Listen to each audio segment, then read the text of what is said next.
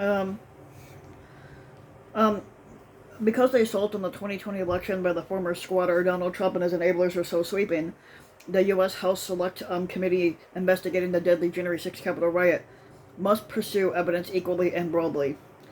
We learned in recent days that the committee intends to do so, including obtaining a staggering load of information about Trump and others' misconduct from several federal agencies and digging into misinformation and efforts to overturn the election on 15 different social media sites, such as Facebook and Twitter. Um, Trump responded with a threat to fight the committee by invoking the executive privilege, but as one who fought him over that issue in his first impeachment in 2020, I'm one of 81 million that's optimistic that the committee will get the information that it fucking needs.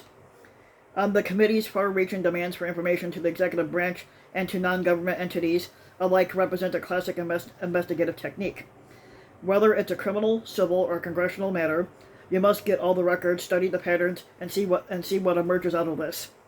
The very first thing that we did when we kicked off the investigation and the initial impeachment of Trump was issue more than 80 demands for information to entities and individuals alike.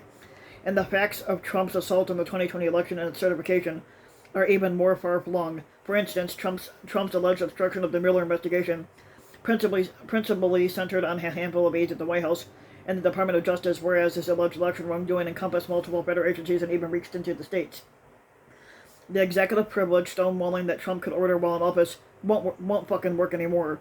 The congressional requests have been made to agencies that are led by officials appointed by President Joe Biden. They and the career professionals who will process the tests can be expected to comply. The Biden administration has already staked out the general position that executive privilege does not apply. The administration has waived executive privilege and allowed the former Trump administration officials to provide testimony to Congress about the ex-squatters' attacks on the 2020 election and its certification.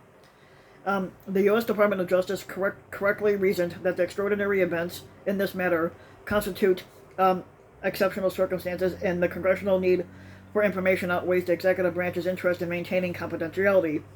The oral written testimony is typically the most sensitive when it comes to privilege, more so than the fucking documents put together. That's not to say that the current administration will completely waive the privilege for every one of the documents in the sweeping requests, but it's a clue that Biden will turn over a lot of it. The usual caution of the administrations of both parties when it comes to executive privilege is less likely to prevail there. The events were so extraordinary and exceptional that there is less than the usual risk of a precedent being created that could come back and be used against this or future administrations. Biden clearly is not likely to falsify an unquestioned election outcome or incite an insurrection against his own government. There could, of course, still be litigation by Trump to challenge the committee's authority to seek any further information. But it is true that his lawyers did not attempt to stop his former official's testimony, although the lawyers did claim that the former squatter was not waiving executive privilege. But just because Trump has not gone to court yet does not mean he will not do so. Trump has not exactly been shy about going to court, and his remarks over executive privilege when news of the latest document request is broke certainly opened the door. If he does sue, he will be sailing into headwinds. The courts ultimately vindicated Congress's request for information in two of the landmark cases connected to his first impeachment. They largely spurned Trump's objections in his case against his accounting firm Mazars that he lost in the Supreme Court, and in the case involving the former White House counsel Don McMahon, which Trump lost in the D.C. court. Now, those precedents secured as part of impeachment are there to speed things along. The prior impeachments have made other contributions to accelerating matters here.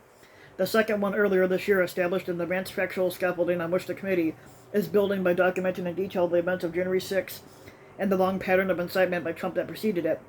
That impeachment also moved on an extremely accelerated timetable that the committee is emulating here, and it will be well advised to maintain in court should they end up taking it there, asking that lower court proceedings and appeals be handled on an emergency basis. If Trump tests the committee in court, he will find that the law of executive privilege is not going to be in his favor. The general rules is that the privilege belongs to the nation and not to any former squatter or incumbent, and the Biden administration has already demonstrated its inclination to waive. It's true that the courts have counseled that a former squatter can be consulted, and that no case is squarely decided what happens if the current president disagrees with the former squatter. So Trump could go to court and seek an injunction, arguing that he's the owner of the privilege, but the tenor of the law makes it likely that he would lose, which may be why Trump did not attempt to stop those former officials from testifying in the first place. As the leading case in the area, Nixon versus Administrator of General Services noted, the privilege is not for the benefit of the president as an individual, but for the benefit of the republic. The person who makes that decision should logically be the one who currently represents us all, which is the current president, which is Biden. Together with the demands we learned about earlier this week for phone and other records from telecom and social media companies, all of that makes it likely that the truth will be uncovered. Private companies are not going to fool around either. A common investigative adage is follow the money.